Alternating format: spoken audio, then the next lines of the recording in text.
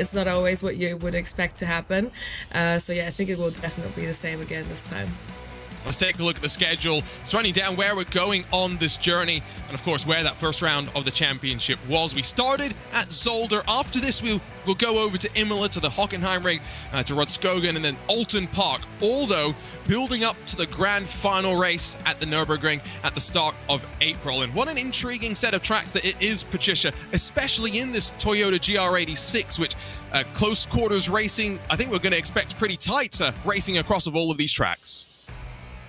Definitely, that's what makes out a cup. I tried all the cars, as you probably saw in the track presentation, so I know them and they're pretty cool tracks. I'm mostly looking forward to Nürburgring, of course, but Hockenheimring and also Aragon now, I think they're super, super hard to drive tracks in my opinion. And the car, since it's a cup, everyone has to work with the same, I think, similar setups but with the same circumstances, so that makes it obviously super, super tight. And last time we also saw the guys were so close together with the lap times, like we didn't really have a lot of gaps during the race even. So let's see how the guys are going to do this time. So that's, of course, the schedule. Let's talk about the format, what we've got in store here today for the drivers that are getting ready to go. Of course, we've said hello. Drivers are about to go out there for qualifying. They'll get about 10 minutes, the track to themselves, and 4 laps with which to set their fastest time. And then, of course, the first of 2 races, the full invert for that second race. And before you know it, will be done and dusted in about an hour and a bit's time. So it's going to be pretty fast, frenetic racing. And that's what makes it so exciting here in the world of esports, the fact that we can cycle through so many different sessions so quickly and so efficiently. That's what is up ahead. Let's talk about the standings after the first round of the championship. One thing to remember is because we got multiple splits, drivers can find their way on forward. For example, take a look at Adam Locke, who won both of the races in Split 2. And so, Patricia, he stands in 5th in the combined championship standings. Yeah, of course, definitely. And also talking about the tight schedule for later on, you guys should definitely get your snacks and drinks going now, because afterwards there'll be no time to leave. Last time we saw it, it was so tight, such a tight schedule. We talked about it. It's crazy what the drivers are going to do now. And like I said, the competition is just super high. Like the amount of drivers we have and the competition that is happening here in such a tight competition and schedule, like you said, it's just crazy. We often talk about the lines blurring between virtual and reality. Patricia, talk to us a little bit about your experience as a race car driver of some of these things that these drivers will be thinking about right now. Well, I've said this so often, I have the biggest amount of respect for sim racers because I think it's just such a stressful situation. For me, usually as a racing driver, I have the whole race weekend from Thursday, starting testing, Friday qualifying, Saturday we have 1 race, and then Sunday the second. And it's more like the focus on this race is much bigger, or at least for the single races. And here you just have to sit down and perform for 3 hours straight, and you just have to put it all on one card, and whether you're feeling well or not, or whatever the circumstances are, that's just what you have to deal with. So yeah, I think it's crazy what they do. And talking about the melting between sim racing and the real racing world, obviously more and more sophisticated the software's become, the more and more we use it for actual racing to prepare for it.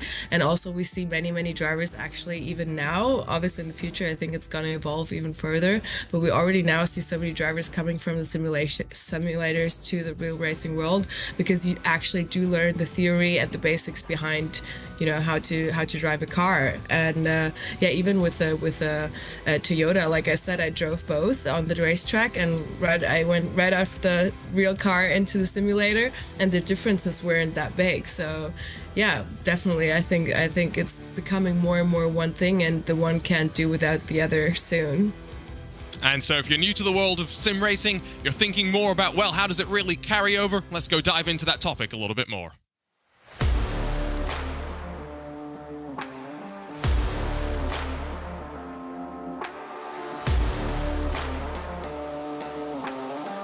The Toyota GR86 was the car for me today. It's super responsive, so it was interesting for me because I didn't expect that from a street car. It's also very lightweight, so you had to manage the rear-wheel drive and the breakouts of the car.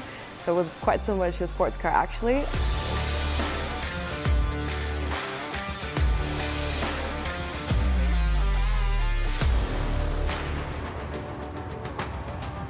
I think the real basics, the theory of racing, such as like the braking points, so the ideal line, learning the track and the simple physics of cars are quite similar. And also I prepared today for the track day on the simulator. So for someone who doesn't have any other resources, I think it's the perfect way to get started with racing.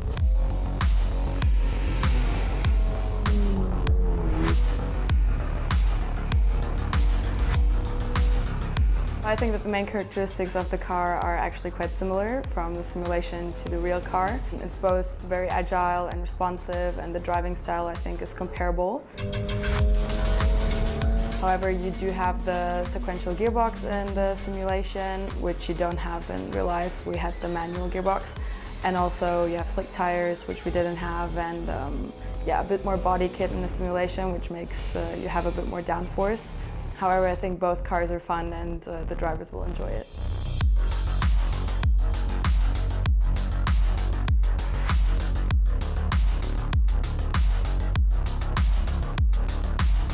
I think NGK NTK made the absolute correct decision making it a Toyota Cup, because a Cup is always promising very, very good racing because it highlights the performance of each driver and, you know, makes stuff like BOPs irrelevant.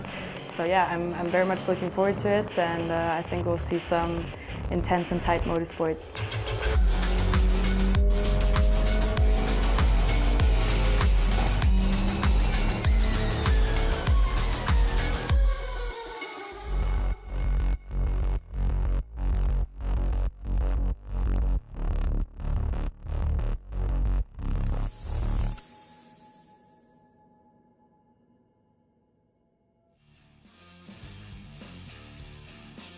That looked like a lot of fun, but Patricia, in the build-up to all of these NGK NTK races, you've been jumping into the virtual car and driving some of these racetracks. We're here at Motorland Aragon, but we're not racing at its traditional Grand Prix or motorcycle layout. Instead, we're racing at one of its more unusual club circuit layouts. I think it's a national layout it's called, no? Am I wrong? I think so, yes. Yeah, anyway, I tried it out, and I also did the track presentation. As mentioned, we're going to look at it later on. I think it's a quite interesting track. I had never seen it before, so also when I did the presentation, I was driving it for the first time. But it's quite hard to learn, in my opinion, because you have all these blind corners. So it's like a lot of sequences with many corners and tight corners coming, and you don't see them. So you do have to know the track, and I hope the guys prepared very well, because I think else we will definitely see a lot of fights and overtaking happening. Else, obviously, it's a bit harder to overtake with a lot of tight and fast coming corners. But let's see what the case is going to be. And I think you mentioned it, that the choice of a Toyota Cup meant that it's full focus on the driver at a track like this. I think that's going to be especially on display, because realistically overtaking opportunities are going to come from mistakes. But like you said, you got to go and try this national layout out. Let's go and check what that lap was all about.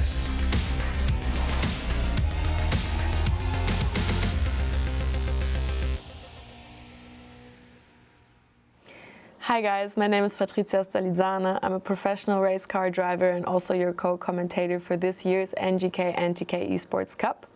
We are currently at Motorland Aragon on the national layout of the circuit, and I'll try to give you a quick guide around it. So, I am preparing for the lap from the last corner, going on to the straight.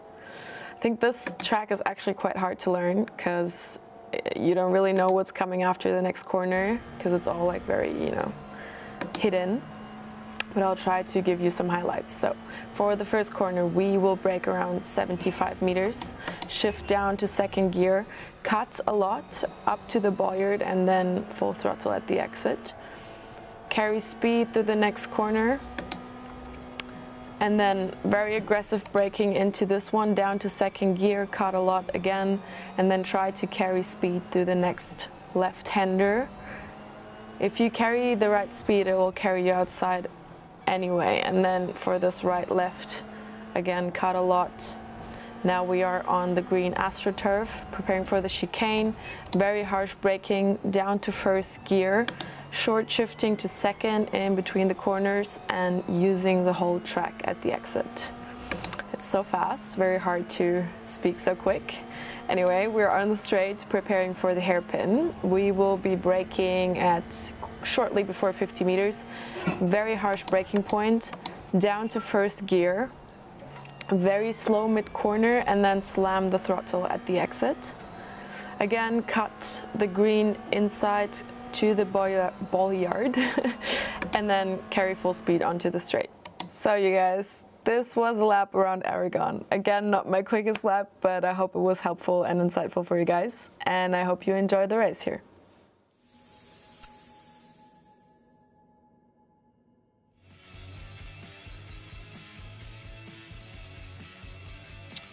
Looked like an interesting lap. And one question I have for you, Patricia, is you talked a lot about heavy braking zones. How much do you think we're going to see in some of those moments, drivers with the weight transfer getting caught out slightly? From your perspective, it seemed like you had it relatively under control.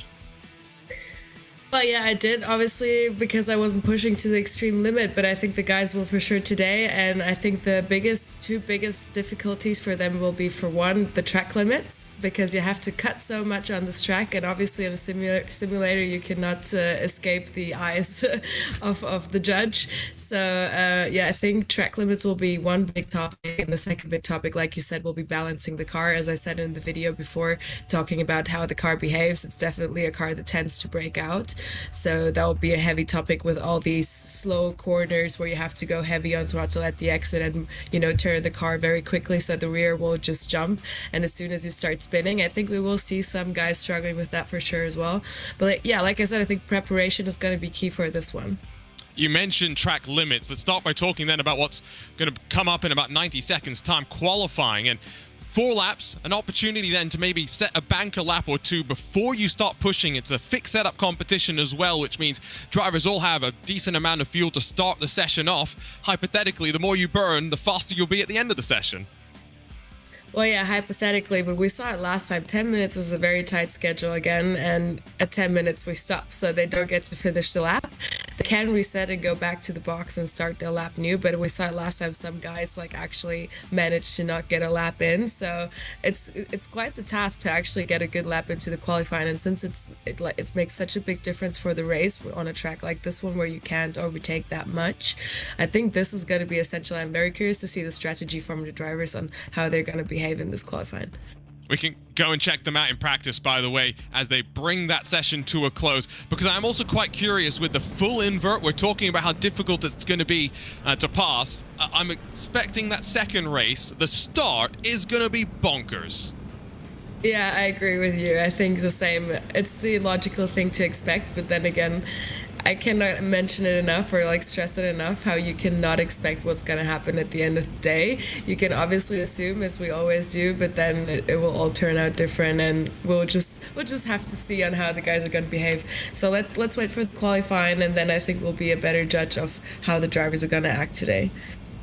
So the practice session officially now sees the checkered flag fly, and the field, at least within the top 15, split by about a second or so. So gives you a decent sort of an indication for where they are in times. 10 minutes thrown onto the clock. Like we said, drivers will get 4 laps with which to work.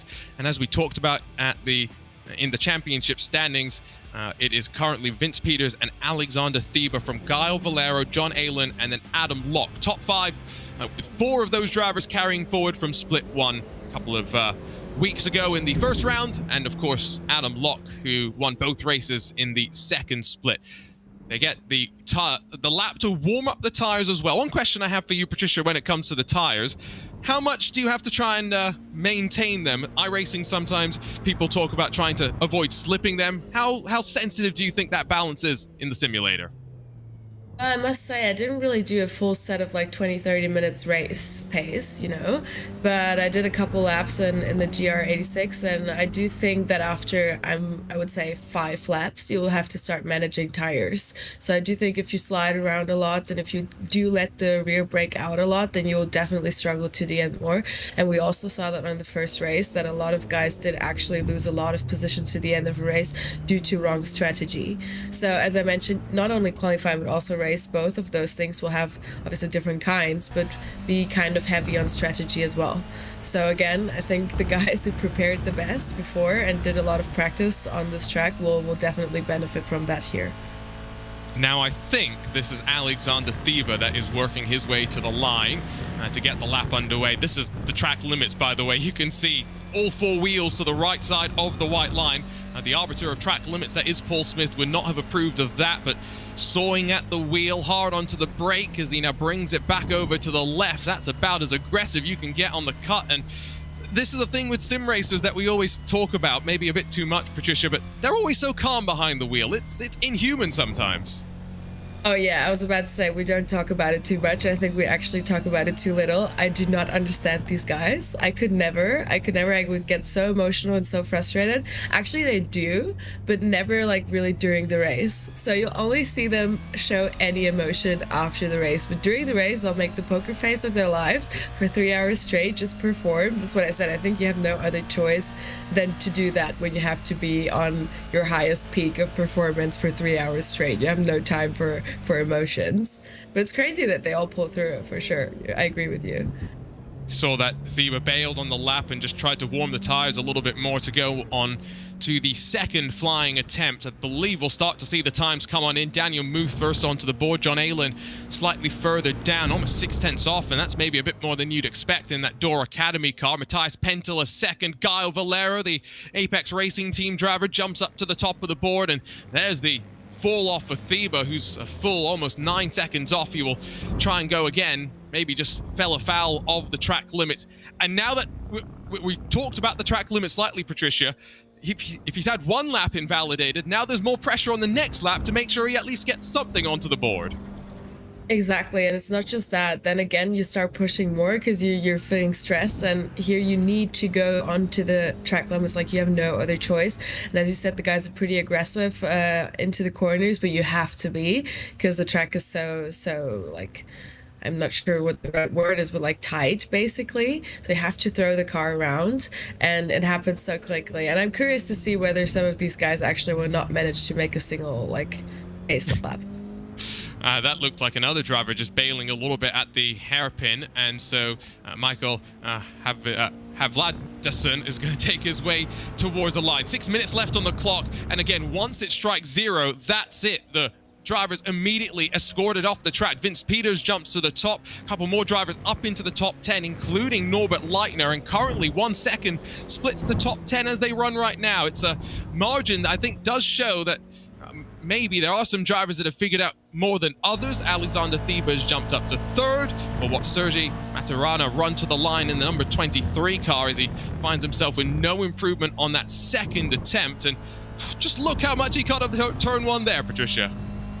Yeah, one conclusion we could definitely take is that we already have a very, very tight like competition. We have the top 15 in 1 second after one like flying lap, so that's already crazy to me. I think again, like last time, we'll have the most insane races through and through because there will be no gaps, as it seems. We'll have to wait and see when they get to that second race. If you've had drivers like Guile Valero last time who qualified poorly, will they use the next 5 minutes in qualifying and think, wait, maybe it's better to sacrifice race 1 and try and get myself better starting spots in race number 2. You never want to give yourself that position, but sometimes you have to. Motorcycles would have gone off to the left earlier. We take the longer run off into the hairpin as Maturana stomps onto the brakes out of the hairpin. That was just within the bounds of the track. He's been bumped down to 12th as the 81 machine slides his way on forward, and it's almost in slow motion that now Maturana's going to run his way to the line compared to what some of the bigger cars may do in these sort of conditions. Almost identical in terms of times, though, finds the smallest improvement will stay in 12th position. Now, most of the drivers are on to their final lap. Patricia, that's where the pressure really builds in qualifying.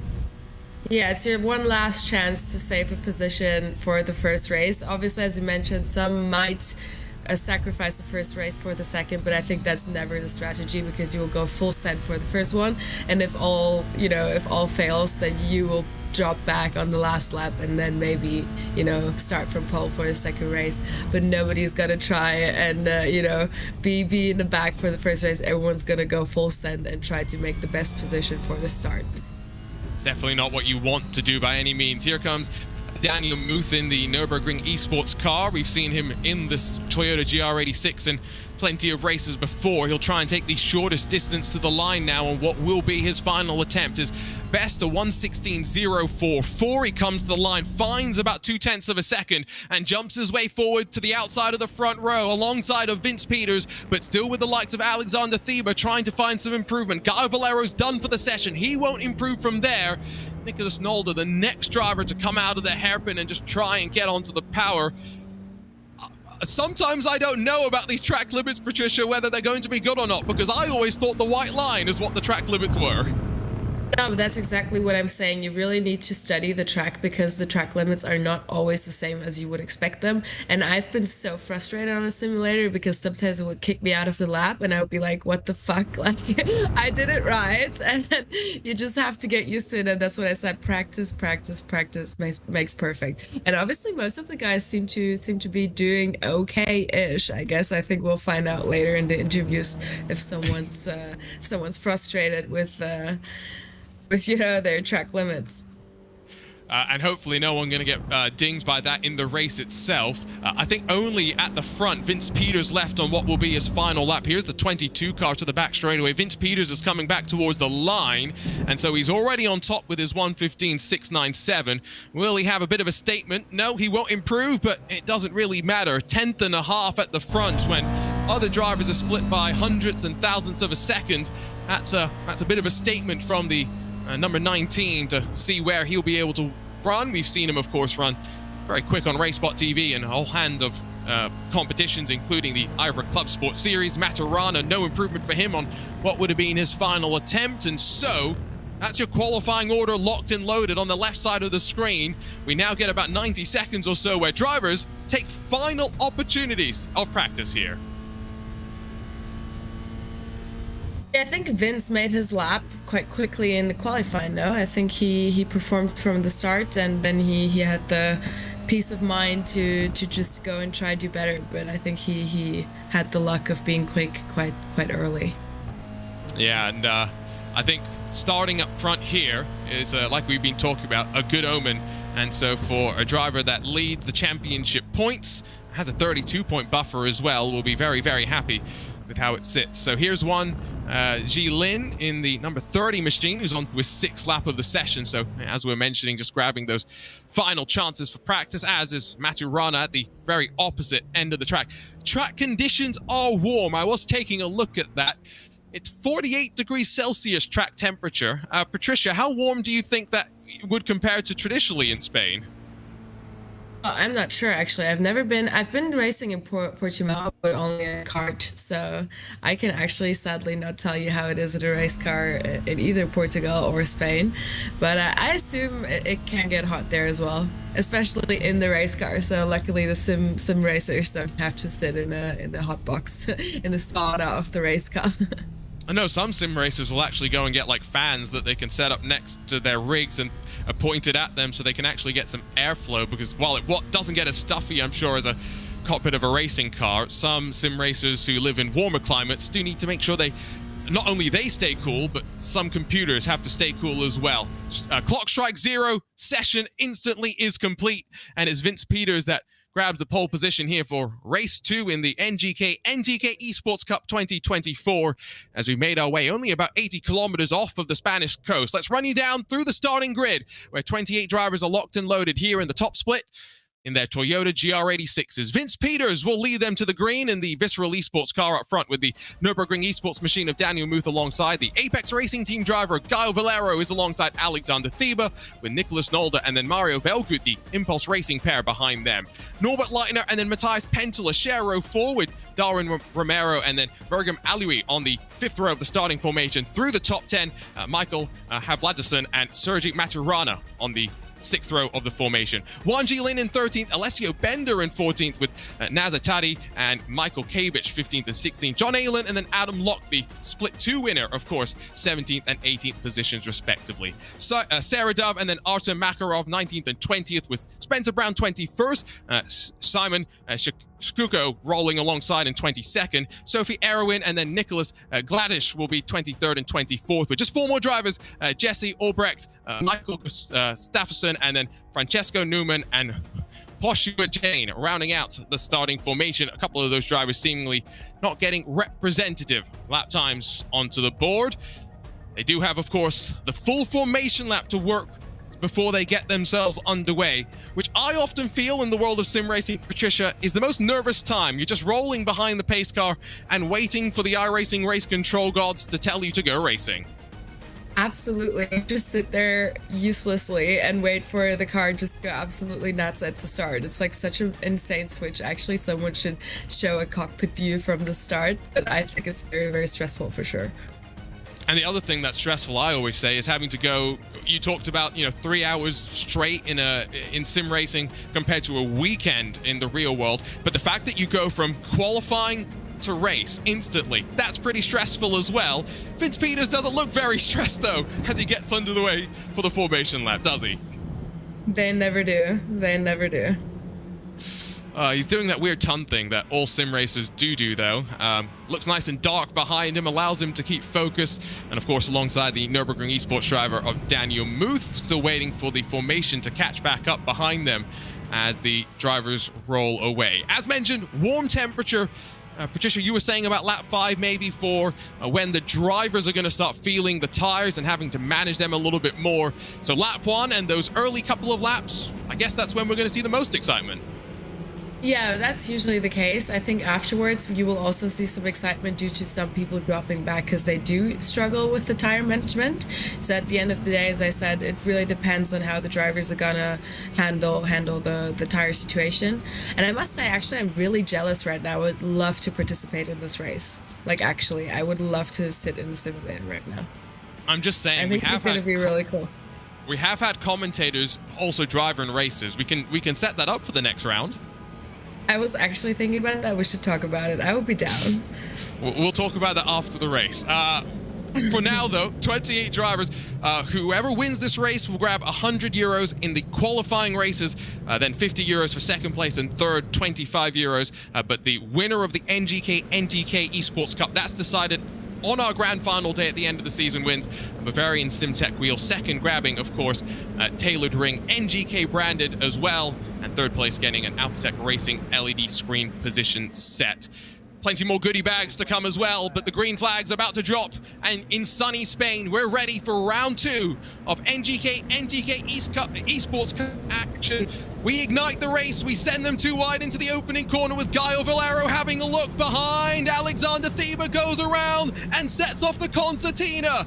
Cross-stranded in the middle of the pack, but out of turn 1. It's only 2 that have gone around as they work their way now through the double left-hander. Vince Peters followed by Gaio Valero and Nicholas Zolder. It's now single file instantly, though, Patricia, within the rest of the cars in the top 20. Oh yeah, so I think we lost like 3 out of the top 7 just at the start. So that was to be expected. But we saw it already, not even with like used tires. It's just so hard to manage the car not breaking out.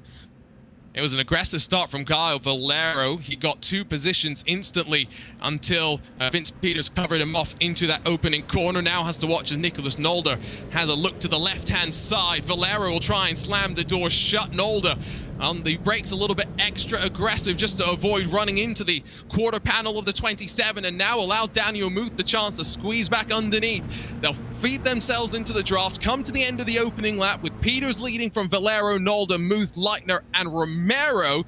But now they play a bit of IndyCar, snaking back and forth, trying to avoid the draft, settle into the rhythm now, and maybe wait for the mistakes in front. How do you try to set up mistakes, though, Patricia? If you are Daniel Muth now, who's dropped from 2nd to 4th, how do you force the cars in front to start to feel the pressure? Well, actually very similarly as to how he's already doing it. So show yourself in the mirrors. You see him waving to the left and right, not following directly behind the car in front, just to show the others, like, you know, the other driver, oh, I'm here, beware. And then also kind of, as you see him, try to take the slipstream out of the corners to kind of have the effect of the slipstream over the whole straight, so you can actually at some point start attacking at the braking point. So he's doing it all right. Obviously he's still behind, and he's still staying attached and waiting for the right opportunity. Oh, there's the look from up above. And so Alexander Thieber got tagged to the inside. Then Matthias Penteler, that's the RD SimSport driver in that pink Toyota GR86, that also got the worst of the action there. But outside of that, Mergem Alui, that was the 33 that we saw stranded. Only Matthias Penteler took the trip back to pit lane and probably will start at the front of race 2 guaranteed. Everyone else is going to work their way back out onto track and try and recover and hope to try and get a better starting spot in the invert for the second 25-minute race. Here's the look at what happened to the 33. He also got tagged. Seems like a couple of drivers able to check up in time, but this goes to show the danger of opening laps and how close the racing can be. Yeah, definitely. And I think actually the driving is going to be so tight, it's going to be hard to really make up a lot of positions, I think, during this race, because you really have to wait for a mistake from every single driver. And I don't see a massive crash happening because I think everyone's looking to the front now and just trying to push forward and finishing the race. And obviously from the back, drivers like Aliu, I'm very curious to see how far to the front he can come. Given that we have this draft pack that is seemingly starting to build, although that might have been a slowdown penalty for Daniel Muth, that's going to be frustrating for him for sure. Tucks in behind the number 81 machine, in front of the 21 as well, so 7th spot for the orange car. But it shows those track limits aren't just about avoiding the eyes of race control in qualifying. If you go beyond them in the race, iRacing will tell you to slow down a fixed amount, and Muth goes from 4th to 7th as Gaio Valero takes a look up the inside into the opening corner. Here comes the Apex Racing Team drivers, not going to lean on Vince Peters, gives him plenty of room, and now the Impulse Racing car of Nicholas Nolde hangs back just a little bit. Valero back into line. There's a reason why these drivers aren't pushing the issue too much right now, Patricia. They recognize that if they fight side by side too much, they'll allow those at the back to start to close up and put the pressure on.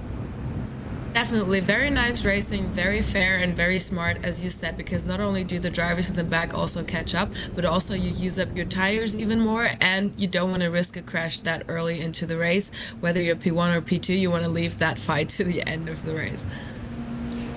Now, these drivers won't be thinking about the reverse grid, but given that we are starting to see, you can see at the back of the shot, a split between 10th and 11th position, how many drivers will be thinking about that? 3 wide at the front. Nolde sent it on Valero, who sent it on Peters in return. It will be side by side on corner exit. Valero takes the lead as the Impulse Racing number 18 car slips back into 2nd spot. Heads up driving there from Peters to tuck back into line and say, you know what, not worth crashing.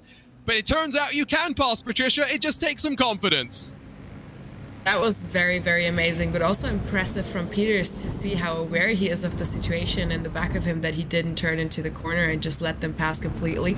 And even now is fighting back immediately. I think we can look onto that guy further.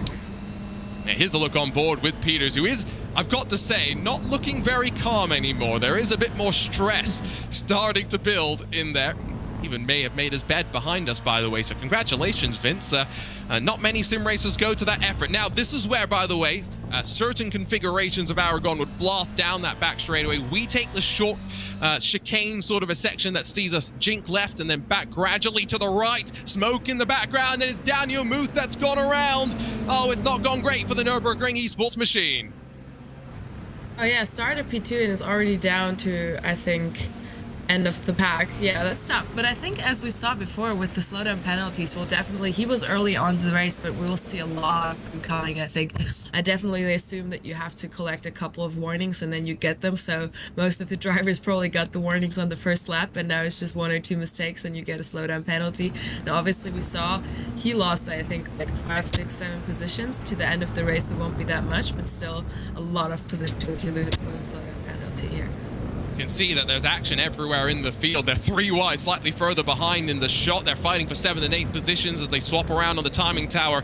But this is Adam Locke, Makarov, as well as Sarah Dove, that are going to make door-to-door contact, and the car in the middle almost got squeezed out and lost out, but Adam Locke held on to it, and the Split 2 winner from a couple of weeks ago holds on to the spot as well, as the 2 green machines of Makarov and Dove dueling out side by side now finding themselves 4.2 seconds behind the machines up front. This is what happened to Daniel Muth as they came off of the shortcut. That little right-hander just got a little bit tagged, and now more drama as that's Havlidison that's gone around. I've got to say, a bit more chaos as another car is off in the grass as well, Patricia. Yeah, but I thought at the beginning when I was looking at the live stream, I thought that most of the guys just lost the cars. But they're actually going harsh on each other. Like, that is just, that was a big tap. They're being brutal right now, that is for sure. Maturana, Romero, Velgut, this is fourth on back. They've allowed the three at the front to break away, as we'll go three wide, not even for a podium spot. Sitting behind is Wanji Lin as well. Can see John Aylen in the door. Academy Blue, Toyota GR86. He'll be loving the sight in front of him. We won't go four wide this time, but this is a guarantee. We'll see it at some point today. Big send from Romero, paying absolutely no concern to track limit. A suggestion there more than anything as they fight slightly further behind. I don't know how many times you'll be allowed to get away with track limits like that one, Patricia. Yeah, especially that one is very, very tempting because obviously you have the cars behind you. That is one of the few overtaking spots you have on this track, which are just waiting for you to overtake you. So you want to send it into the corner, but then obviously you have to think further because you will also like have the track limits at the exit of the corner as well, instead of spinning. So it's either that or you spin. So yeah, that's a bit of a dilemma for them on this corner. Can we get more top-level esports championships in these machines? They're putting on great racing. I think the three now at the front, with 17 minutes to go in the first of two races, probably won't fight too hard. Here's a look from up above as they work their way through, I believe, to the end of the lap. There are your leaders, of course, Gal Valero, Nicholas Nolde, and Vince Peters. In towards turn one, a look, half look to the inside, and that's what you were talking about, Patricia, showing yourself in the mirrors to the car in front. Yeah, they keep doing that, but I think I assume that at this point they know someone's behind them, so they're bewaring anyway. But I hope that they're going to stay calm until the end of the race, because seeing the top three crashing each other out like they do in the mid of the field, it would be kind of a pity, no? Remember, it's about 17x in terms of the incident limit, but when you push the limits at turn one, that slowdown all maybe comes into play, looking rearwards off your race leader momentarily as they flick left and right again. Just the weight transfer of the car. See how early they're trying to get back onto the power and roll the momentum as we jump on board to Vince Peters. He'll be sitting there and thinking, I'm the championship leader right now. The last thing that I can do is allow anyone to take me out of contention. And yeah, I think Connery at the end of last round was talking about driver of the day going potentially to Gael Valero. Driver of the day doesn't necessarily always have to mean, Patricia, though, a driver that's done some great racing. Sometimes it's just the driver that's done the smartest thing, as Vince Peters maybe did into the hairpin that one time. Absolutely. That's what I was saying before. I think Vince Peters definitely did the absolutely right thing, because it's better to be P3 and maybe, you know, collect points in both races than fall out in this race and then even struggle to, or be in the front in the second race, whatever. But falling out is never better than losing one or two positions. So he did the absolutely right thing.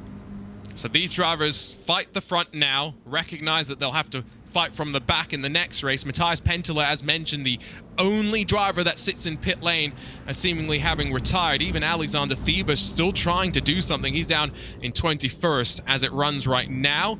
Might have some traffic at the front as well to contend with. That's a Poshua Jane that they're going to close on in the 511. So see if that is going to be a bit of a factor.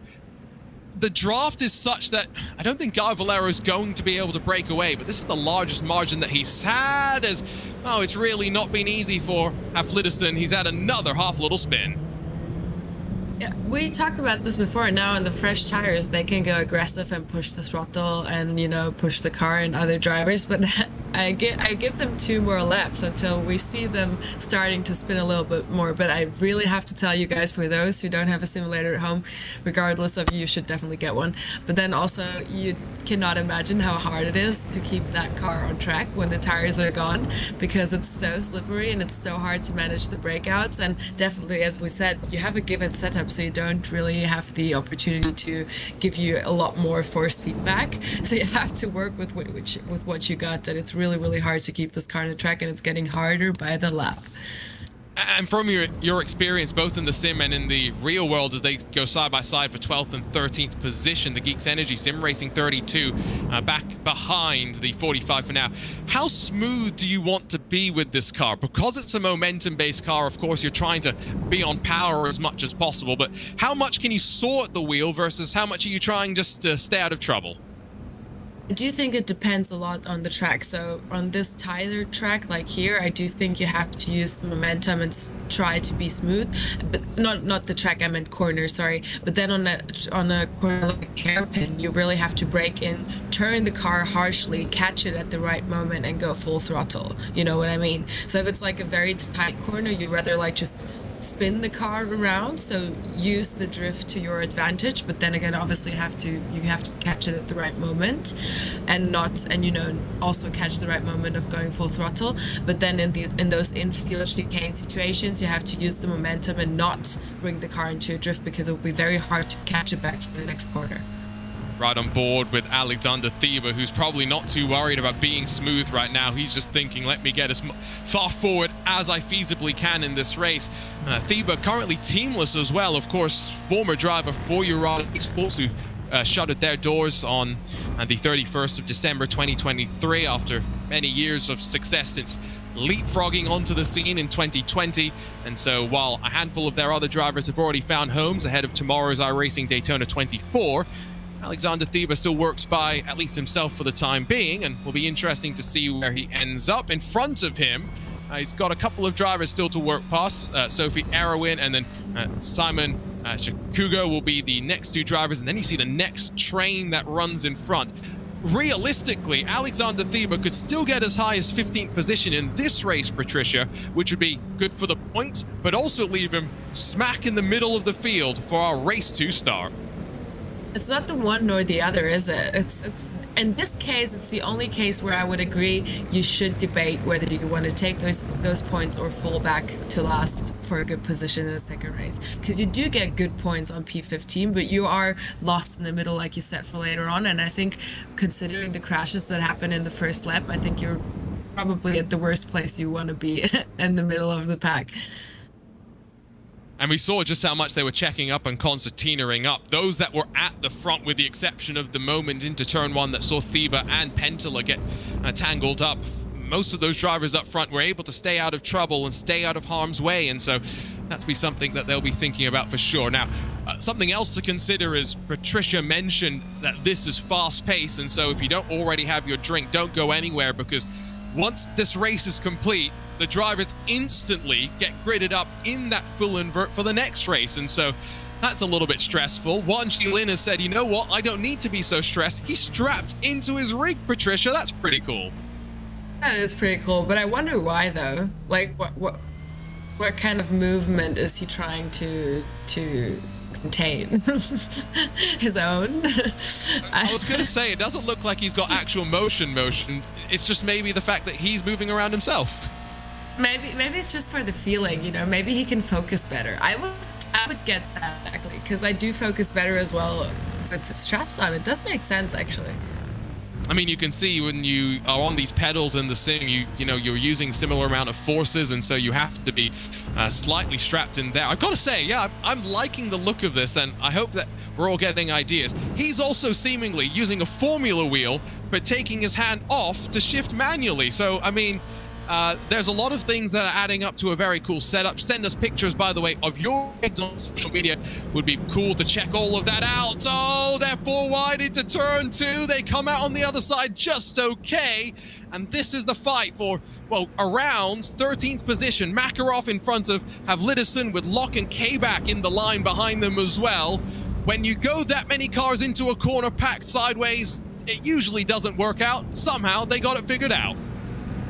Yeah, I'm really impressed on how well they are seeing their surroundings, because my biggest struggle actually from real racing to sim racing, and honestly that's the biggest struggle, is not having mirrors. I don't understand how I can drive a race without seeing the other drivers. I think most of the sim racers actually switch back to see the scene from behind, but at that moment you cannot look to the front, which takes my focus away, so I struggle with that.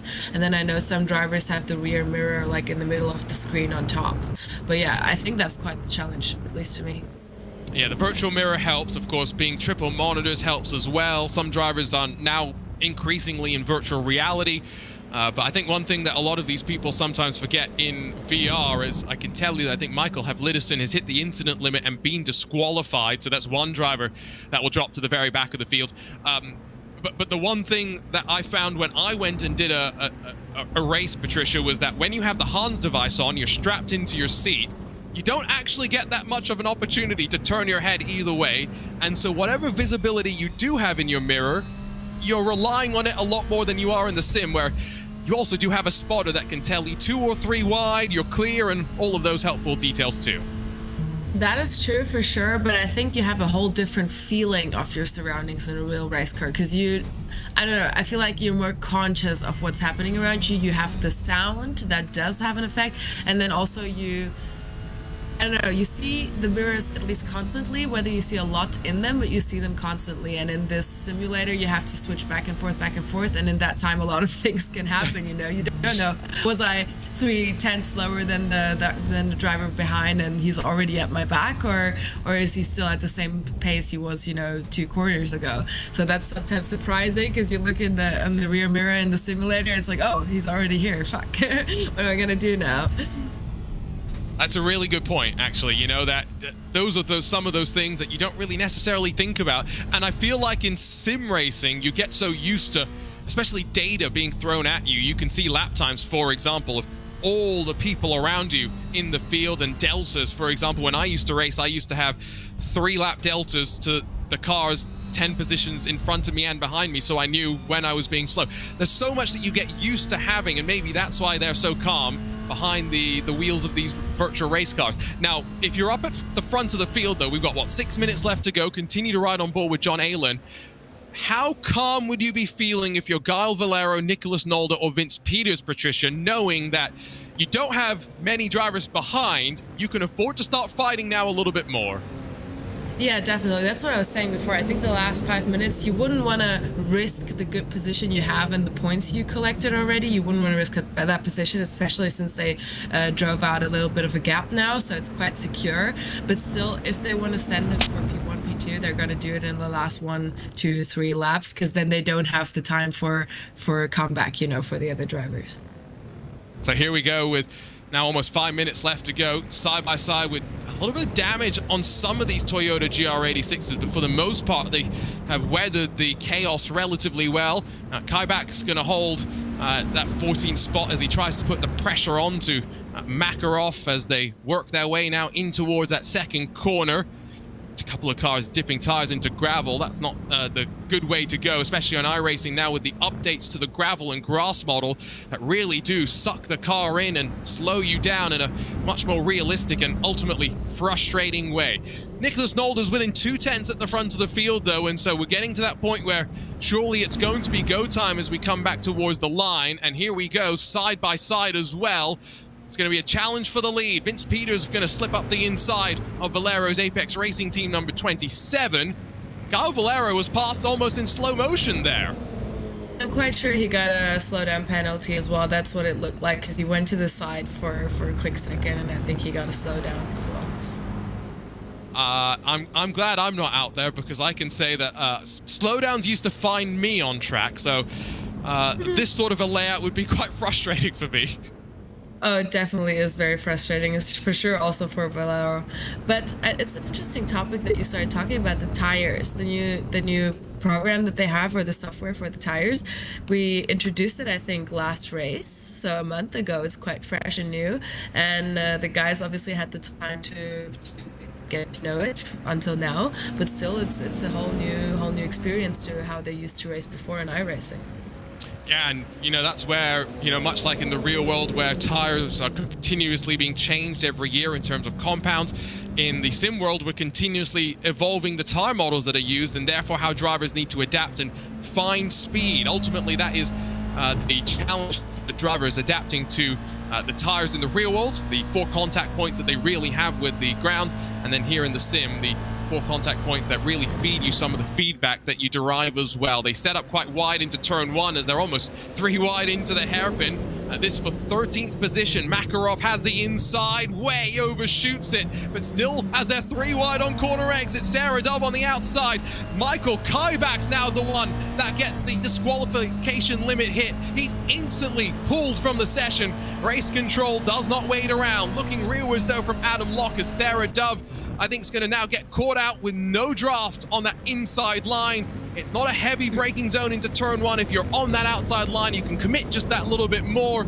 And Sarah Dove loses out to Adam Locke momentarily. But Patricia, now 2 drivers have found themselves on the wrong side of the incident limit. Frustrating, especially at the end of the race. Imagine racing your heart out for 20 minutes and getting up because of track limits. I mean, obviously you have to, because they did gain a lot of advantages due to the track limits. So this is also quite fair on a simulator because you have no chance of escaping the track limits. As if in real racing, obviously you can get lucky and you can have a bad day. But yeah, still it's frustrating, of course. And sometimes it's not even necessarily your fault, but maybe the rest of the times were, and then you still get kicked. I'm just saying that if in the real world they had track limits like they do in sim racing, there would be a lot less arguments, I think, about track limits overall. Let's check back in, though, up towards the front, because we should now have 2 laps left to go, because Nicholas Nolde leads from Vince Peters and Kyle Valero behind us. Through the left we go once more, bring it back around and down towards the back straightaway. Now with Kyle Valero sitting in 3rd, how aggressive is he going to get to be with the draft? Because we have this little chicane section that's coming up here, it means you don't get a great run into the back straightaway. Vince Peters doesn't wait, side by side as they run off the right-hander, and now Valero with nowhere to go. He gives a bumper to the back of the 19 as Vince Peters retakes the point for the first time since we went 3 wide into the hairpin. It's 3 wide once again, penultimate lap of the race. Who's going to be bravest of them all? Peters this time is able to control that inside apex. He parks it on the exit and now holds Nicholas Nolde behind. Valero's caught out now with no draft. He'll try to play some side drafting games. 1 more lap to go, but Patricia, they're all brawling for it, that's for sure. It's absolutely amazing. It's insane what they're doing right now. I don't even know what to say because I'm busy watching, but it's absolutely crazy. Like, that's what I told you. They're waiting for the last lap and now they're going full send, but still be wearing off the track limits, obviously trying to stay on track, but not always they can, obviously. And hopefully, if they are running wide, they banked a couple of incident points to use at the end. Vince Peters is going to have the lead in towards the run onto the back straightaway. Will that be where he needs to be, or will Nicholas Nolde and Kyle Valero be so focused on the squabble with one another that they're not even going to put the pressure onto the Visceral Esports driver? See the pink machine of Valero, just a couple of car lengths too far behind. Big cut of the inside curb as they work through the left before cutting it back to the right. But with half a second splitting them, the white flag officially out, the final lap of this race. Vince Peters is going to jink to the inside, try and cut the draft, cut the line of the 2 behind. Full invert to come after this. These 3 have put on a show at the front. Kyle Valero has to cover off the move from Nicholas Nolde. And it's going to be status quo on corner exit. Vince Peters, Kyle Valero, and Nicholas Nolde will come to the line for race 1 at Aragon in the NGK NTK Esports Cup. It's the Visceral Esports driver, the championship leader, that will come out on top. But now we'll have it all to do from the back of the field. Yeah, doesn't seem like he's even won, Patricia. Calm as you'd like. Amazing how he kept calm. You could see he was angry after the incident at the start where he had to give up 2 positions due to the others going full send into the hairpin, and he kept it calm during the whole race, managed the tires, and still won in the end. So big applause from us to Peters. And that again, the recognition that he had to give space when Nolde and Valero dived into the hairpin about what, 10 minutes into the race. That may go down as the move of the race, but not in the way that traditionally we'd be talking about it. Absolutely. So biggest respect to him, but also obviously to the other guys. The top three really performed here. It was amazing to watch. I think they did amazing. How they managed the car, how they raced, the strategy, how they kept calm, just great. But also we saw some intense racing in the midfield, just like last time. So I expected nothing else. I think this is one of the best series in sim racing ever made, actually, because it never gets boring. Am I right?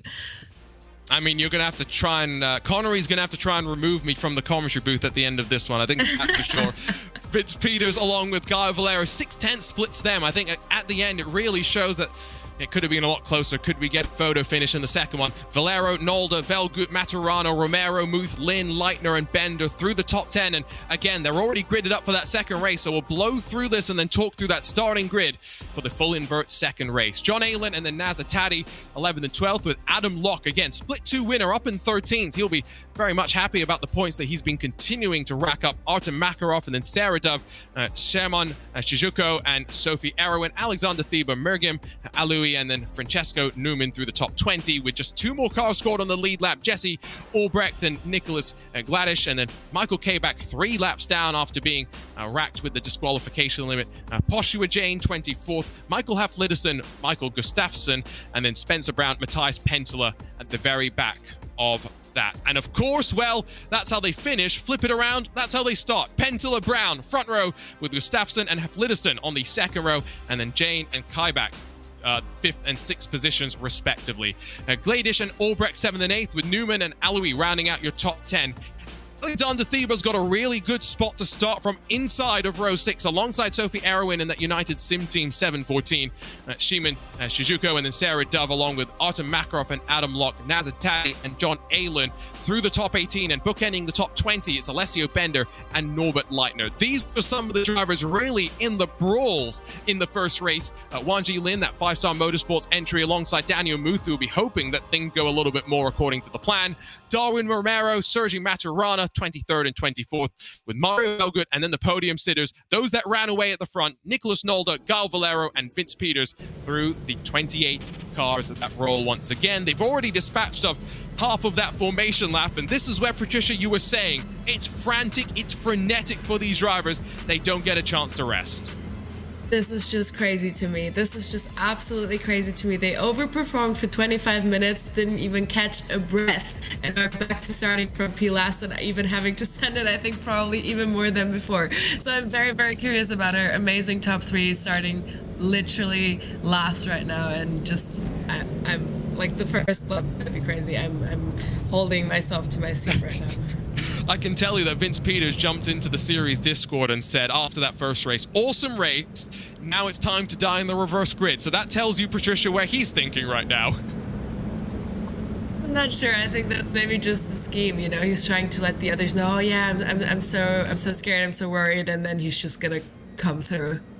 Choo-choo train. Well, here we go. Choo-choo. Green flag back out for race 2 of the NGK NTK Esports Cup.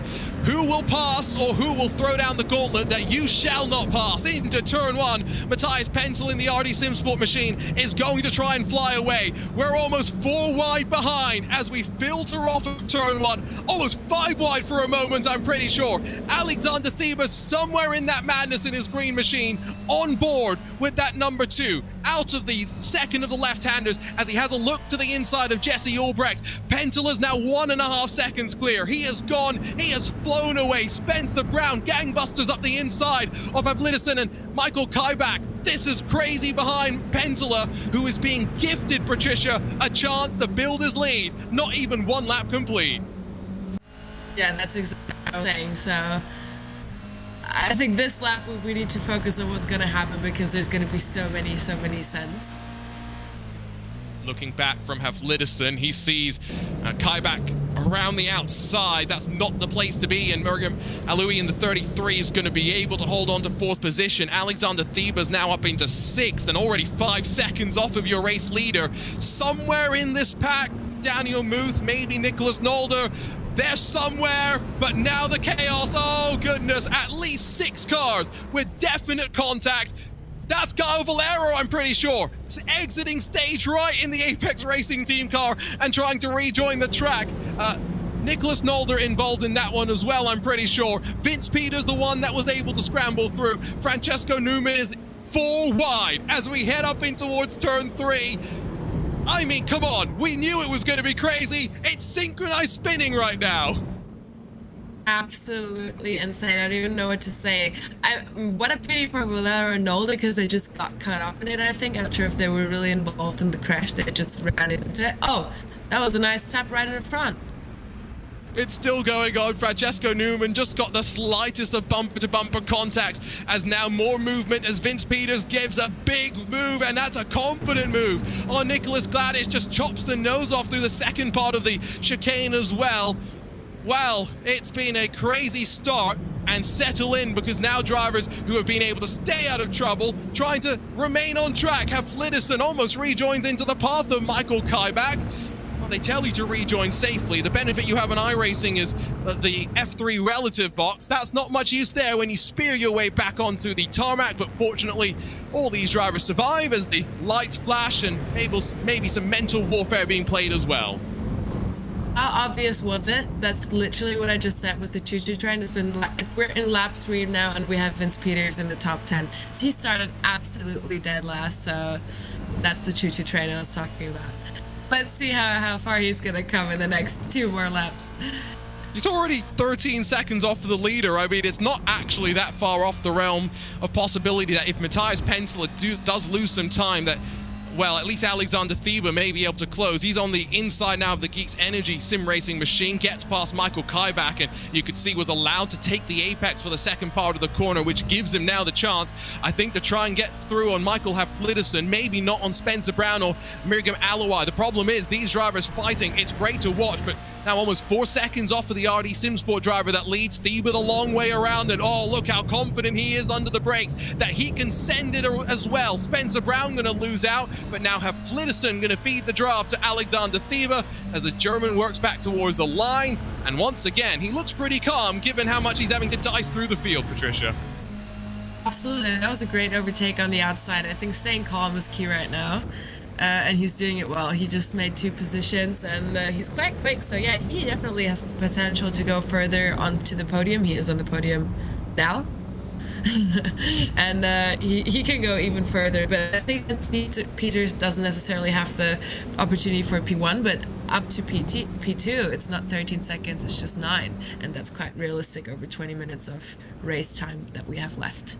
Especially if they're going to fight like this. You have Michael Kaibach alongside Spencer Brown is down the hill. Brown on the inside should have the advantage, especially because inside now for the next braking zone that comes up very, very quickly. Kaibach went deep, ran himself just a little bit too deep, though, all things considered, and found himself with no choice but to tuck back into the line. So we've already burned through about 5 minutes of this race. It feels like we packed in an awful lot of racing.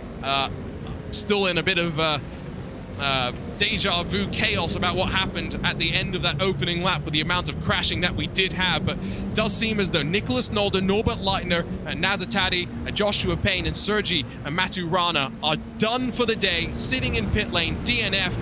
And here's a look at, well, I think where it's going to start. The problem is there are so many different things that probably happened that this is just one little chain reaction along the way. We see a replay right now of the crash before. Oh yeah, it started like 2 corners before, and just like auto scooter, they just started hitting into each other, and everyone trying to save their car, just going left, right, and everyone at the end was just like bowling. I mean, so we've managed to pack choo-choo trains, 10-pin bowling in. I threw in an Lord of the Rings reference as well. We've managed to, this is proper commentary that you get here on the NGK I would say NTK Esports. We can agree on absolute chaos. We can agree on this is absolute chaos. Like, just everything's happening at once. What do you even do? Yeah. You ride on board with Sarah Dove, and none the wiser as to how all of these contacts are happening, and then you think it's over, but no, boom, there's another bit still left to come. Again, it's a good thing that the damage bill is virtual, Patricia, because none of these drivers now have to go and get their race cars actually fixed. Well, the bill is maybe virtual, but I think they do have damage on the cars. So if they have a heavy damage, as we see, they have to pit. They have to pit anyway. So that's not great either. I think what we need to do, though, is start charging them for their repairs. Maybe it will start to incentivize some cleaner racing. Alexander Thieber says, clean racing? Well, if I'm up to second, I have now a chance of seeing some clean air and catching Matthias Penteler 3.5 seconds up the road. They're going to be side by side with Alessio Bender trying to get off Mike Kaibach, who is seemingly a bit of a cork in the bottle for allowing drivers to go up the road and catch. Vince Peters will be onto the back of these drivers sooner rather than later. In fact, he is already there in his number 19 machine and making moves is race 1 winner Peters, who gets past John Aylen, and now next target will be Darwin Romero as Spencer Brown has a half spin. That was another position for Vince. Oh, Grabbed another one too. I'm not sure. I think he just lost one. Yeah, I think he just got past. I think he got past Darwin Romero, but 21 positions gained. I mean, I only see those sort of numbers when I'm playing a video game. I turn the AI down to 0 and I start at the very back of the field. Vince Peters can do that in a field like this as well. Out of the final corner, they will come back towards the line. So you're going to watch the time for Matthias Penteler. He did a 1:16.951. Alexander Thieber, Patricia, did a 1:16.159. So he was almost 1 full second quicker. I think we'll see a battle for the lead in just a couple of laps' time. Oh, yeah, you're right. That's true. He's 2.8 seconds off to pole position to our leader, and it's 17 minutes to go. With that pace, it's definitely possible. I agree with you. Here's a look on board with third as he tucks behind at number 2 machine. There's not many better people to ride behind than someone like Alexander Thieber, to be honest, to see what the lines of a World Championship caliber driver are like. You can actually see that even though there's slightly different approaches to the corners being taken, just because of the way that the draft's going to work, as we head off to the braking zone, the gap will surely shrink back down between these two cars. Already Matthias Penteler has lost another second this lap alone, and so I think maybe there is also just a recognition that the train is coming, and it's going to be about how wide can you make that Toyota GR86. There are some teammates here, Patricia, but being teammates doesn't necessarily mean you're going to work together in a race like this. I feel like it's every driver for themselves. It's definitely every driver for themselves, and we see I would just wanted to add on what you said about Penteler. It can be either him struggling with knowing there's the train coming through and he's just nervous, but also we cannot stress it enough how the tire management is a key element in this race, because 25 minutes is a long time, and I think he pushed in the beginning so hard that maybe he over pushed it already. So now the other guys who drove smoothly and maybe a little bit slower because they were having traffic, etc., are having a much better tire now, and I'm not sure how the tires actually function in the simulation, but in a real racing world it makes an insane difference on how you treat the tires in the early life stages. So depending on how your driving styles in the first 3 or 4 laps will have a massive effect, and actually exponentially for the rest of the race. So this could be a case here as well. No, that usually holds true as well. How you know, in the sim, if you treat the tires well at the start, you'll get better runs at the end. And that was Wanji Lin that got disqualified as contact with Spencer Brown. Again, the iRacing race control does not discriminate, and it's instant. As soon as you reach the threshold, it yoinks you off the track. There'll be 3 wide into the hairpin. Got Daniel Muth joining the party as behind. Mario Velgut sits and watches as into the braking zone. There's not much you can do when the car turns on the nose of you. Daniel Muth takes avoiding action to try and avoid the half spin of Spencer Brown, who now is going to get into the side of Artem Makarov, who goes around in the 22. Both of them did a great save, though. I think Daniel Muth is not having a good day today. He's been suffering a lot, even the past race and now as well with the half spin, but he saved it. And that was a great turn back. It's not been easy for Daniel Muth today. I think he'll be hoping that maybe the next round of the championship will go slightly better for him in a car he is very familiar with. We've burnt through about 11 minutes, 14 or so to go. Alexander Thieber's brought the gap at the front down to about 0.8 of a second, and his bright green number 2 is right in the rearview mirror now of Matthias Penteler. Vince Peters finds himself in 6th position, 10 seconds off of the leader, but only about 2 cars away from 5th position, or well, 1 car away, I should say, from 5th position. After that, probably not going to expect to get too far forward unless these drivers at the front, Patricia, start to fight. And so from that perspective, Vince Peters is probably hoping that Alexander Thieber ends up in a little bit of a fight with Matthias Pentele here as they head off into turn number 1, but already Alexander Thiebe with a great run. I was about to say, I assume that this fight is about to come and will definitely come again in the last laps of the races. That was a quite easy overtake. Yeah, I think he's definitely struggling with the tires because his pace is not going to hold up with Thiebe. Last time by, Matthias Pentele did a 1:17.0 compared to a 1:15.9 for Alexander Thiebe. So Thiebe, I think, is now going to hope that Pentele holds up those behind. But it's fair to say that 33, the 81, they'd actually done a decent job of staying behind your new race leader. Vince Peters now leads the second peloton that chases down 10 seconds adrift of those front 4 cars. Behind him, Bender, Kaibach, and Romero with that additional grouping then behind of John Aylen, Mario Velgut, Daniel Muth, and then Gaio Valera, who's fought his way back forward into 12th position. This is, again, one of those races where even though he's spun around at the end of the opening lap with all of that drama, staying out of trouble later on maybe gives you some positions as Michael Hafliderson slides his way forward to 3rd. I think that's recognition that he thinks that Matthias Pentele might end up losing Alexander Thiebe in a couple of laps' time.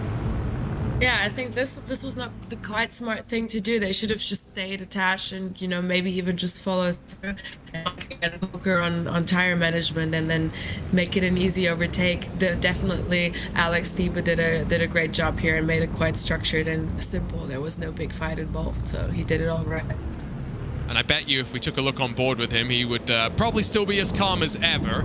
And hopefully we'll get a bit more of a reaction and some emotion from him come the checkered flag in 12 minutes time. So probably means about 10 laps or so, given the lap times that we do tend to run, as the 2 orange machines of Hafliderson and Aloui are the 2 that are actually losing ground. Pentele, after the couple of 1:17s, still sits in the draft of your race leader, but it's going to have to stay as close as possible. Don't forget that as we move on forward into the next couple of rounds of this NGK NTK Esports Cup, that you can qualify for some of those additional splits as well. And Patricia, we had talked about it in the pre-race. Adam Locke had won both of the rounds in split 2, including the reverse grid. He came into this round of the championship 5th overall. There were very valuable points scored in some of those lower splits as well. Where is he now? Oh, he's quite at the back, but now he's struggling for this race, right?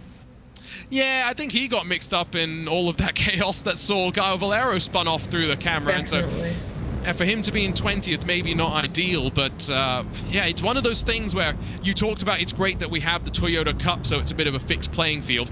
But sometimes esports competitions, you know, they get focused on drivers with 10,000 I rating and whatever like that. This at least gives a way for drivers of all capability and all I ratings to make their way on forward. I don't mean this in a bad way. Adam Locke's I rating is 2,000.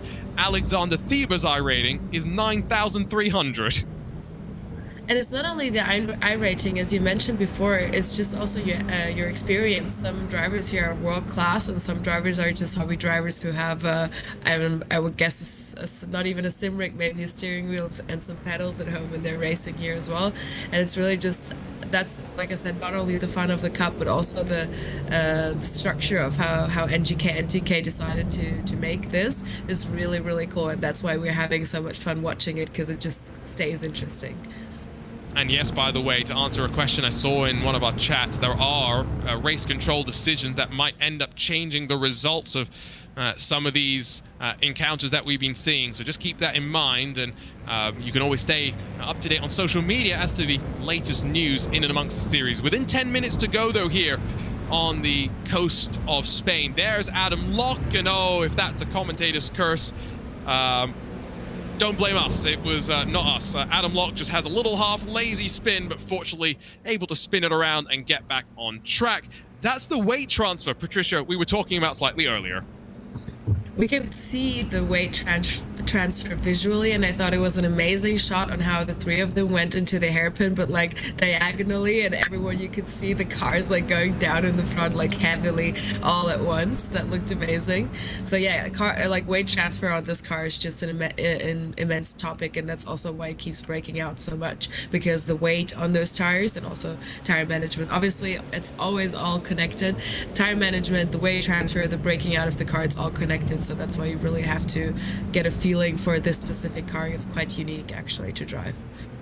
Stalled out just a little bit in terms of the racing right now, but you know, this car that in some ways has replaced the Mazda MX-5 in iRacing as one of the lower ranked cars that takes center stage. It still puts on very similar sort of racing, and it is a lot of fun to say the very least. The question has always been for drivers who have less experience, how quickly do they get to grips with some of the nuances. Pentela has to go slightly defensive because Michael Haflidason took a look to the inside in the bright orange number 81, but didn't get the chance to try and fight his way on forward. And now Alexander Thieber will try and take that opportunity, 1 second clear, to try and break the draft. It's not going to be done this time, but he needs to extend the margin to closer to about 1.5 seconds to be able to do so. Vince Peters is also trying to break the draft to those behind him, Patricia. He's up to that 5th position, about as high as he's realistically going to get. And now with Alessio Bender, Darwin Romero, a couple of other drivers sitting in behind, all he's trying to do is be consistent lap after lap after lap. I think I can start talking about who the driver of the day is going to be. So everyone watching, please make your votes, because I think Peter's definitely quite far in the front, even if it's not a second win, but his performance has been just so stable. So we're having a Formula One situation. Are we going for the stable driver, or are we going for the most highlighted driver? Spencer Brown, I think, has been the next driver to unfortunately hit the disqualification limit. You can make an argument for sure for Vince Peters. Alexander Thieber's recovery in this race has been quite good as well, so maybe you give him a bit of a shout out. I don't know. There's so many different ways that I often look at driver of the day. The only good thing is that because these are short races, the only driver that we never have to consider is the safety car driver. We never really have to see him. Because you laugh, Patricia, I've done sim races before where the driver of the day on social media was voted as the pace car driver. Oh, wow. I've never seen that before. You'll have to send me some YouTube links on that. I need to see that. No, we don't want to relive those races. Less cautions equals more better is traditionally the way that racing goes. Pentela 1.1 seconds behind, and now as we jump on board with Haflidason, not a look of concern necessarily, but I think for the first time, as we head into these closing stages, Haflidason will recognize that he's not battling for the win necessarily if Thieber's able to hold this gap. Patricia, he's just trying to get up to second. He's trying very hard, but like I said, he has 6 minutes to go. Give him the last 3 laps. Give him the last 3 laps. I think those will be the most important ones. He's just trying to hold on, but the overtaking will happen in the end, because risking it now is not the smart move. Someone suggests, by the way, in the iRacing Esports Network that Gael Valero is their pick for driver of the day. Do let us know who you think has been the most impressive.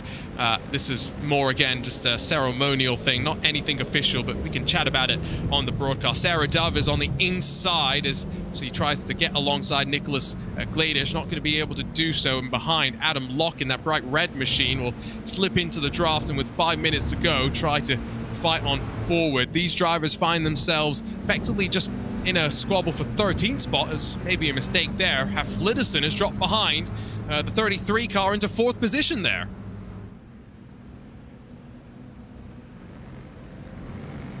So that's unusual. We'll see if we can figure out if that was a slowdown, but still trying to get back into the line. We had seen the look on board a lap or so ago. Patricia, I can only assume there's a little bit more stress now for Michael Haflidason in that 81 car. Yeah, for sure. But honestly, I think right now they've spread out a little bit. Now it's just about staying on track and managing your own pace. So not to slow down too much, not to much track, and waiting until the end in order to make up any more position. Either it's you stay calm and you go for the end, or you start. Oh, wasn't it?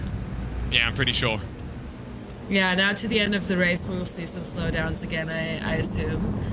Because over the course of the race, obviously they've collected some warnings again.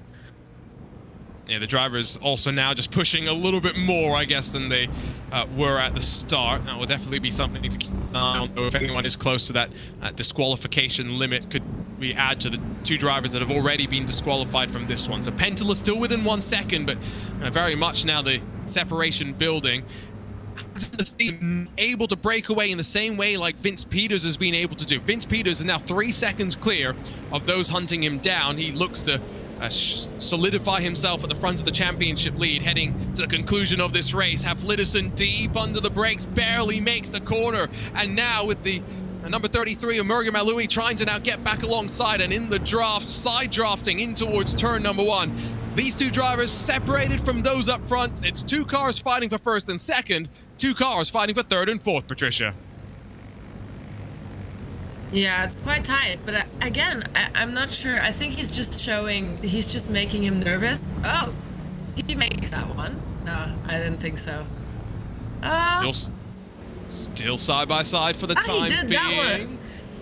He went all the way around. That was interesting how he managed to do that.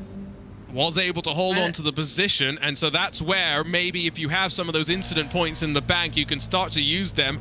On board once again with Michael Haflidason, who's, you can see in front, the gap up to those top 2, Patricia. There's no catching them now. Oh, there's no catching them now, that's true. Or maybe, who knows, one of them gets kicked out of the race on the last lap due to track limits. Who knows? Or they start fighting in the last 2 laps. I'm definitely not counting that one out yet. Are you trying to commentators curse these drivers? Yeah, I did that last time. I think I'm some sort of witch. I think I said the last time. I think I'm some sort of witch. But I said something happened. And also this time I said he's going to come through. He did come through. So now when I say wait for the last 2 laps, guys, wait for the last 2 laps. I think we're going to get on to those last 2 laps now. 2 minutes on the clock, drivers coming to the line. So fingers crossed we're about to see some excitement. I think Theba's gone. Theba's clear. Vince Peters is in the back of the shot. He might still have a chance to get up to that final step of the podium if these two continue to bang doors and argue like they've been doing. But it's been a great return to NGK NTK Esports Cup action to kick off 2024. It's a relatively short turnaround before we go racing once again, so just keep that in mind if you're wanting to get part of the fun. Alexander Theba's leaning in. That's why you want the seat belts, Patricia, so you don't lean as much through the corners. Oh, yeah, it makes sense. But it's funny how the shot was before, where Vince Peters in his black car just looked like a Black Panther just lingering in the back of those 2 orange cars running away from him. It was a nice shot. It looked hilarious. But how quick does this evening go by? Like, both races had already happened. It was just so much action-packed. And now, just wait. Here we go. Maybe my prophecy is coming true. Well, it does seem as though Mario Velgut's hit the disqualification limit, so there's another one that bites the dust. Michael Haflidason, though, best that he's going to focus on will be third as we come to the line to see the white flag, blinking plenty, but now with the draft jinking off to the left-hand side, Murgim Aloui is going to force the long way around for Haflidason, who, if he does have an off-track to burn, can not only pinch the 33 into the corner entry, but sweep the momentum the long way around. Bravery may be required, but Haflidason is there. Car alongside, but now on the wrong side of the track, up towards number 3. Not going to be able to be so brave this time around, because as they now dive in through the next part of the corner, Murgim Aloui is going to bully Haflidason almost onto the gravel, but now Haflidason says, I'm still here, third is mine. Yeah, there we go. That was some nice tandem driving, but he did manage to overtake, but just wait for the comeback. Oh, there was almost contact there with a big look, and the look there is going to mean there's no chance of the draft back up in towards the hairpin for the final time. Leading up front, though, Alexander Theba must have thought after race 1 that surely it could not have been more difficult, and well, he was right. Already with one hand off the wheel, he'll celebrate as winner of race 2 here at Motorland Aragon in the NGK NTK Esports Cup for 2024. Ignites the track and, as calm as you'd like, celebrates the victory. Amazing drive from Theba, and also you see Pentel is quite happy now. We see those emotions finally coming up after 1.5 hours of very intense racing. Guys can finally just enjoy of being done and having done it.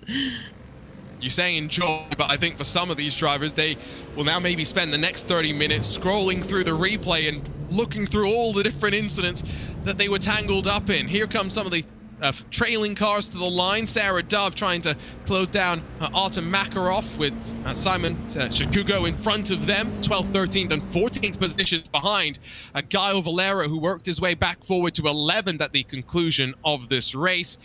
Again, do let us know who your driver of the day will be. Gaio Valero maybe has a claim to that given the performance in race 1, the recovery in race 2 after the opening lap shenanigans for him. But Patricia, as we wait for the cars to come to the line, who do you think your pick for driver of the day would be?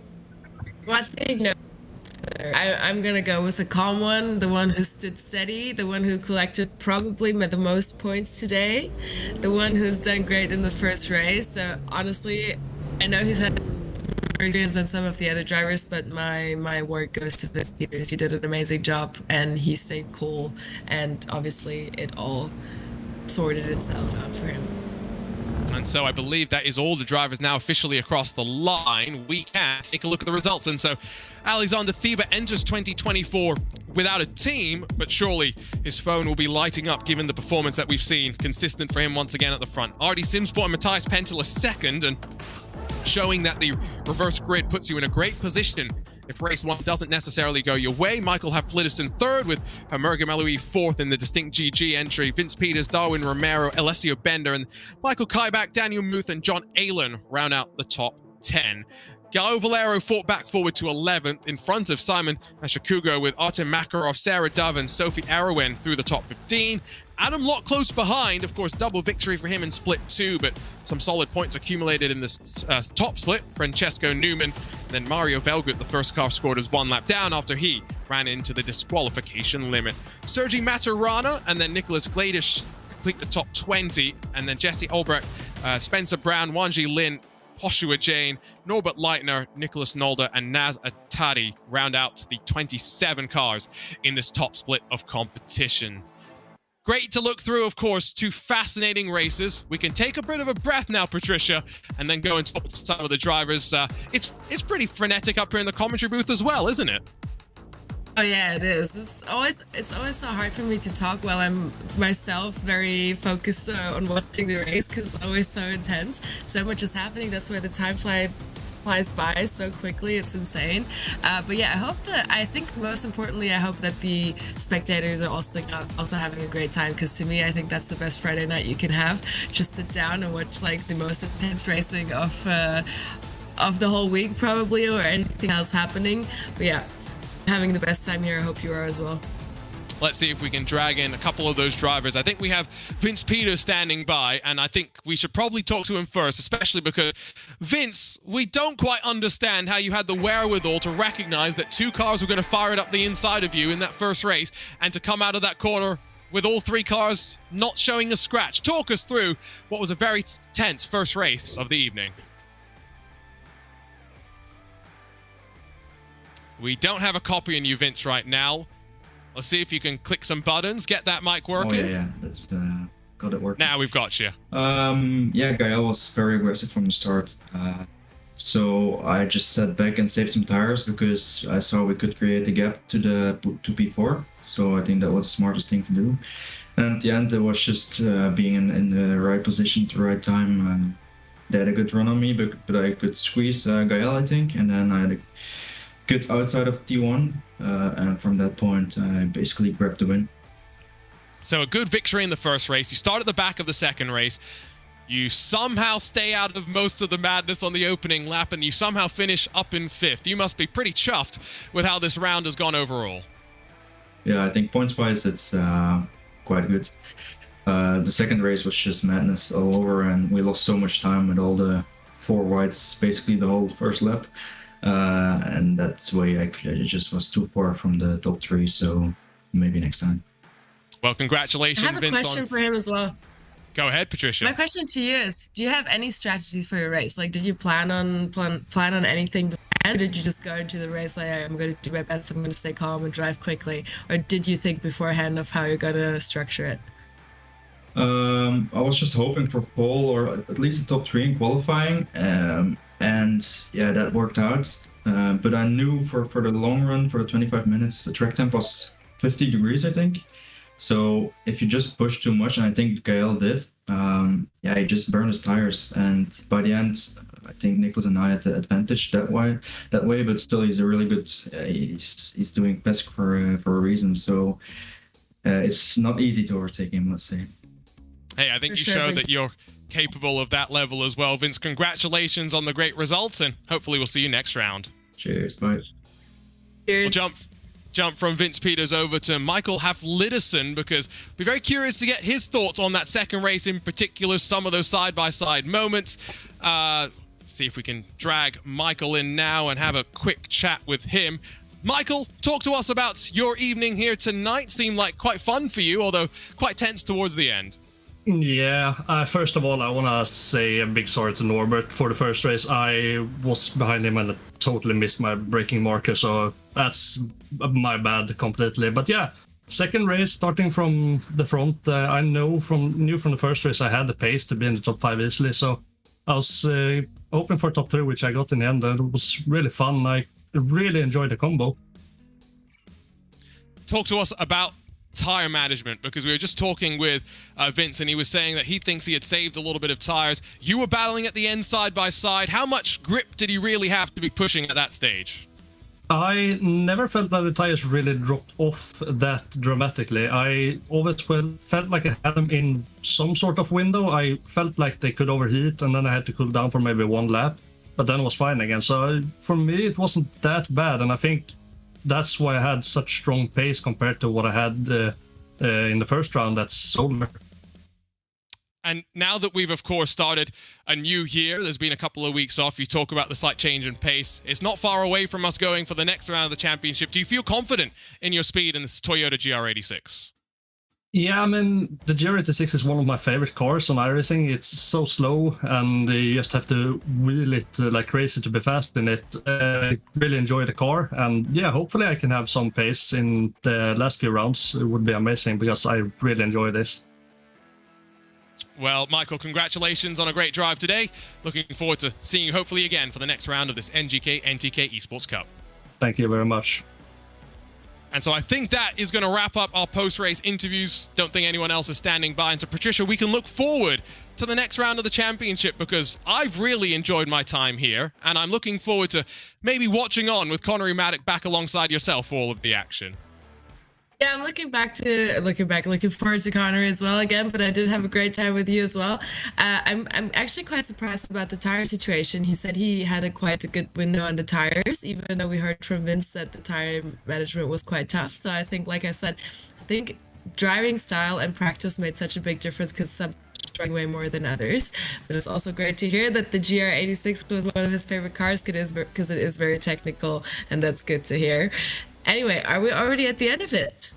I think so. We can talk about what's next. We can take a look at the schedule, and of course just remind everyone that we're going to Imola, and it's only in a couple of weeks, the 2nd of February. You'll be here before you know it, and then we're going to Hockenheim, to Rudskogen, to Oulton Park, about 2 weeks between each of our next rounds. And my 2 favorite tracks are coming up. I love Imola. It's so great. Lots of different kinds of corners, very technical as well. So that will be a super interesting race as well. And then obviously Hockenheimring, my home track, and then Nürburgring, the finale. We're not going to talk about that yet, because don't get me excited. And probably my 2 favorites until the finale. So you guys definitely tune in, and we'll all see each other again for 2 more and 4 more great races to come. Of course, that is all still to come, but for now it's time to say goodbye. Great racing here at Motorland Aragon for round 2 of the NGK NTK Esports Cup for 2024, and don't forget to join us for all of the action moving forward. For the team behind the scenes at RaceSpot, for Patricia alongside myself, Arjuna, Dane Baird behind the scenes helping as well. Thank you so much for joining us. We'll see you in a couple of weeks' time. So long for now. We'll see you here on RaceSpot TV.